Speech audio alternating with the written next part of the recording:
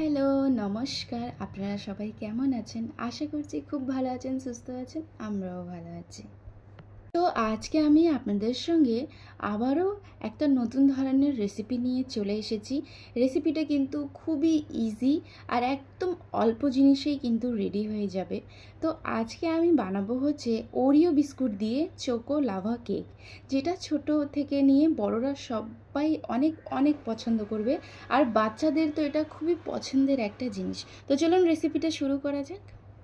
আজকের হচ্ছে choco lava cake কোনো রকম ওভেন ছাড়া বানাবো। তো আমি একটা হাঁড়ি নিয়েছি। এই হাঁড়িটা কিন্তু একদম পুরনো, আর এটাতে কেক বানালে কিন্তু খুব সুন্দর বেক হয়। একটা হাঁড়িতে আমি লবণ দিয়েছি। এই লবণ আমার প্রত্যেকবার আমি কেক বানানোর সময় ব্যবহার করি, আবার ঠান্ডা করে কোটাতে ভরে রেখে দিই। লবণটা দিয়েছি, তার মধ্যে দিয়েছি স্ট্যান্ড, উপর দিয়ে ঢাকনা দিয়ে ঢেকে যে কোনো একটা ভারী জিনিস দিয়ে চাপা দিয়ে রেখে দিতে হবে হাই হিটে 15 মিনিট। এদিকে 3 প্যাকেট নিয়েছি ওরিও বিস্কুট, সেটাকে মিক্সির জারের মধ্যে ভালোভাবে গুঁড়ো করে নিতে হবে, দেখেন ঠিক এইভাবে। তারপরে 2 চামচ চিনিটাকেও আমি একদম গুঁড়ো করে নিব, ফাইন একটা পাউডার। একটা প্লেট লাগবে আমাদের স্টিলের। তারপরে সেটাকে সাইডে রেখে আমি ওরিও বিস্কুট যেটাতে গুঁড়া করছিলাম সেটাতে 1 টেবিল স্পুন দিচ্ছি বেকিং পাউডার। এটাকে প্রথমে ভালোভাবে শুকনো উপকরণগুলোকে মিক্স করে নিতে হবে। তারপরে 1 কাপের মতো নিয়েছি গরুর দুধ, সেটাকে গরম করে রুম টেম্পারেচারে ঠান্ডা করে নিয়েছি। আপনারা চাইলে যে কোনো দুধ ব্যবহার করতে পারেন, তবে দুধটা যেন একটু ঠান্ডা থাকে রুম টেম্পারেচারে, ঠিক আছে।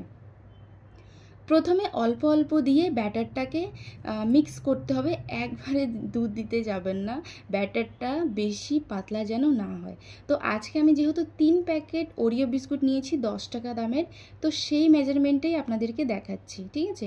তো আপনারা বেশিও নিতে পারেন, তো সেই ক্ষেত্রে দুধ একটু বেশি লাগবে, কিন্তু ব্যাটারটা একটু মোটা মোটা হবে। অল্প অল্প করে দুধ দিয়ে ব্যবহার করবেন। তো 3 প্যাকেট দুধে হচ্ছে আমার 1 কাপের মতন, 1 কাপ থেকে 2 চামচ কম দুধটা কিন্তু লেগেছে, ঠিক আছে। পুরো দুধটা কিন্তু লাগে নাই। আজকে আমি চোকো লাভা কেক এই ফয়েল পেপারের মধ্যেই বানাবো। এটাকে যে কোনো বাটার বা তেল দিয়ে হালকা একটু ব্রাশ করে নেব চারিদিকে। এবার ওরিও বিস্কুটের যে ব্যাটারটা সেটাকে অর্ধেক দিব, অর্ধেক পরে দিচ্ছি। এটাকে ভালোভাবে প্রথমে একটা লেয়ার দিয়ে চারিদিক ভালোভাবে ছড়াই দিতে হবে, দেখেন ঠিক এইভাবে। মাঝখানে যে কোনো ডার্ক চকলেট দিতে হবে। তো আমি ডার্ক চকলেট দিচ্ছি, একটু বেশি করে দিলে ভালো হয়। তো আমার কাছে আসলে টুকরোটা ছোট ছোট ছিল, তো এই জন্য আমি ছোট ছোট দিচ্ছি। আপনারা একটু বড় বড় কেটেও দিতে পারেন, যে কোনো ডার্ক চকলেট, ঠিক আছে। তো আমি ডার্ক চকলেট ব্যবহার করছি। এটাকে মিডিলে একটু বেশি করে দিব, তারপরে অর্ধেক যে ব্যাটারটা সেটাকে উপর দিয়ে দিয়ে এটাকে ভালোভাবে ঢেকে দিতে হবে।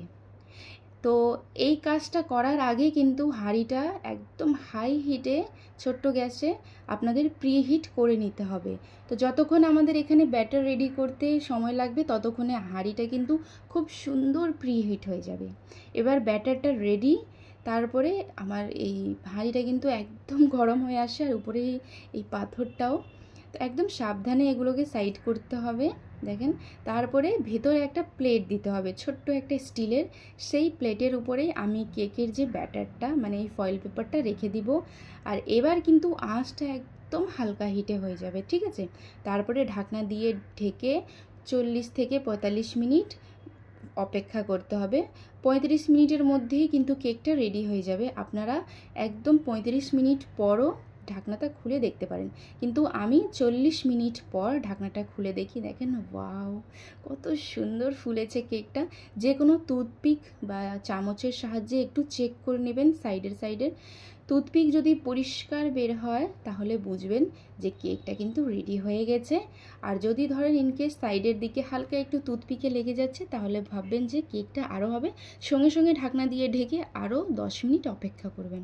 কেকটা কিন্তু রেডি হয়ে গেছে। এবার কেকটাকে নামায় নিব।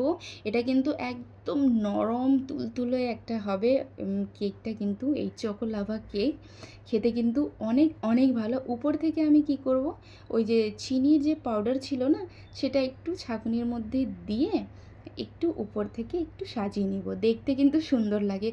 আপনারা চাইলে নাও করতে পারেন। আর আমি কোনো রকম চিনি কিন্তু ব্যবহার করি নাই, কারণ হচ্ছে ওরিও বিস্কুটের মধ্যে কিন্তু চিনি মিষ্টিটা কিন্তু থাকে। তো উপর থেকে আরও মিষ্টি দিলে কেকটা কিন্তু বেশি মিষ্টি হয়ে যাবে, তখন কিন্তু খেতে ভালো লাগবে না। এই তো এটাই ছিল আমার আজকের রেসিপি। আশা করি আপনাদের কাছে ভালো লাগবে।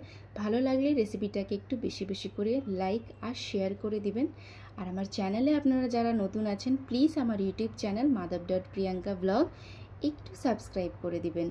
তো আমি উপর থেকে ওই চিনির যে পাউডার ছিল না, সেটা একটু ছাঁকুনির মধ্যে নিয়ে তারপরে দিলে না সুন্দর স্প্রেড হয়ে যায়।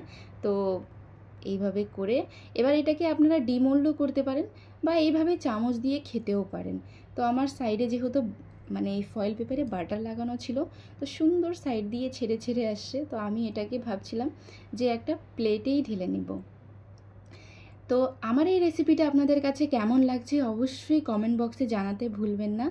আর রেসিপিটা অবশ্যই ট্রাই করবেন। রেসিপিটা কিন্তু খুবই ইজি। আর যখনই ট্রাই করবেন আমার সঙ্গে অবশ্যই শেয়ার করবেন যে আপনাদের চকোলাভা কেক কেমন হয়েছে।